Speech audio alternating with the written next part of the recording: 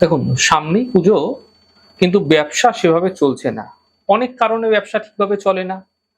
তার নানা ধরনের কারণ হতে পারে। যদি আপনি দেখছেন আপনার ব্যবসার স্থানে বিক্রয় বাট্টা একদম বন্ধ হয়ে গেছে, হচ্ছেই না। দোকান বা অফিস খুলে বসছেন, কাস্টমারের দেখা নেই। এমনটি হয়েই থাকে। আর একই পণ্য নিয়ে আপনার পাশের দোকান কিন্তু রমরমিয়ে চলছে। এমনটি অনেক সময় হতে ভীষণভাবে দেখা যায়। তাহলে কৌশিকী অমাবস্যা অথবা আলোক অমাবস্যার দিনকে আপনারা আপনার দোকানে অথবা প্রতিষ্ঠানে বসে কাজটি আপনাকে করতে হবে। এই দিনটিতে আপনারা নুন ছাড়া খাদ্য গ্রহণ করবেন। সবথেকে ভালো হয় কি ফলাহার করলে। দোকানের বা প্রতিষ্ঠানের পূজাস্থলে একটি ছোট্ট স্টিলের কৌটোতে শিয়ার শিঙ্গি রাখুন এবং তার উপর সামান্য সিঁদুর দিন। সিঁদুর দিয়ে কৌটোর মুখটি ভালো করে বন্ধ করুন।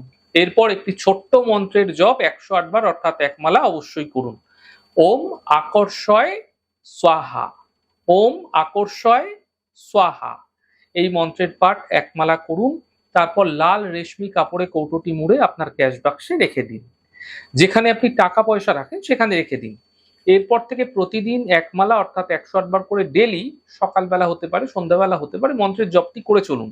এই ছোট্ট প্রয়োগ করে দেখুন, ম্যাজিক্যাল রেজাল্ট আপনারা দেখতে পাবেন।